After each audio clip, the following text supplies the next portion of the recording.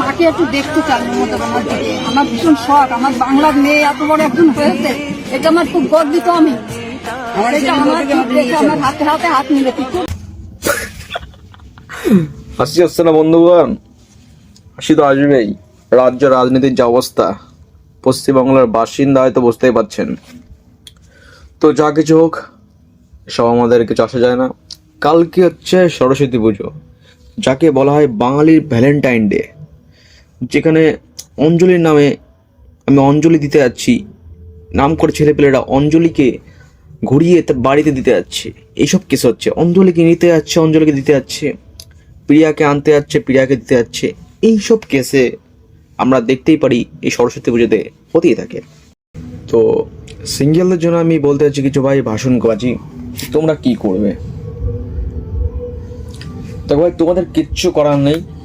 তোমরা সকালে ওঠো, স্নান টান করো,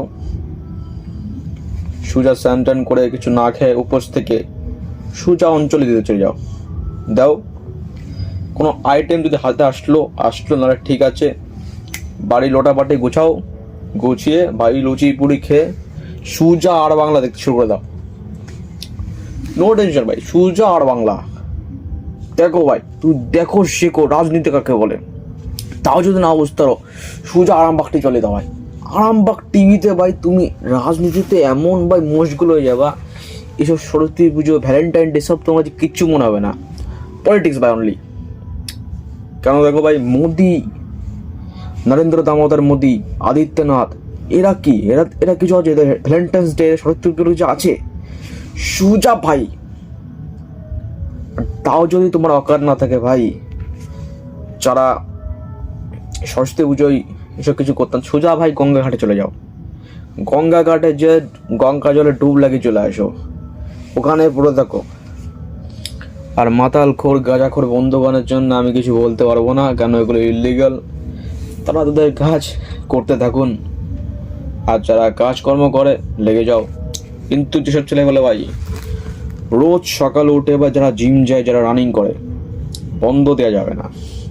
সিঙ্গেল হলে একদমই না। ওই দিনকার এক্সট্রা পুশ আপস, এক্সট্রা লেগ আপস, এক্সট্রা সব করতে হবে, যত কিছু আছে ভাই। যদি কেউ 50টা ভাই কেউ স্কোয়াট লাগায়, 100টা স্কোয়াট লাগাতে হবে।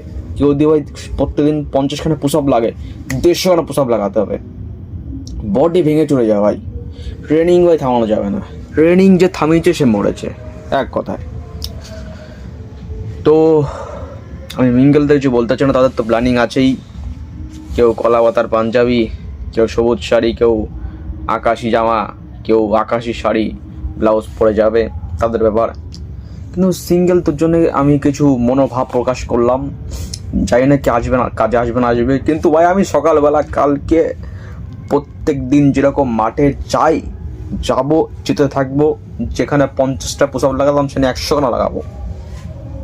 অত সকালে উঠে আমার অঞ্জলি দিয়ে রাস্তায় ঘুরে বেড়ানোর কোনো শখ নেই ব্রাদার। আর যদি কাজ থাকে তো কাজ করব, বাকি যা হবে দেখা যাবে। তো বন্ধুগণ, অনেকদিন পরে দেখা যাচ্ছে বাংলা বিশ্বনাথ চ্যানেলে।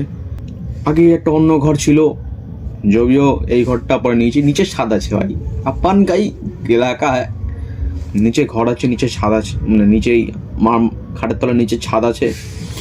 দেখতে পাচ্ছেন এই যে খাট, খাটের নিচে ছাদ আছে। এখানে আমি এখন এই খাড়াদের কাজ করছি, কিছু হাতের কাজ হচ্ছে, কেন এটাই দৈনন্দিন রোজি রুটির জিনিস। তো আজকে এখানেই। যদি কারোর কোনো কমেন্টে কোনো প্রশ্ন থাকে, কোনো টপিকে যদি ইচ্ছা থাকে ব্যাখ্যা করে দাও, কোনো সমস্যার সমাধান করতে হয়, অবশ্যই আমি আছি, কমেন্ট করো। Let's good bye.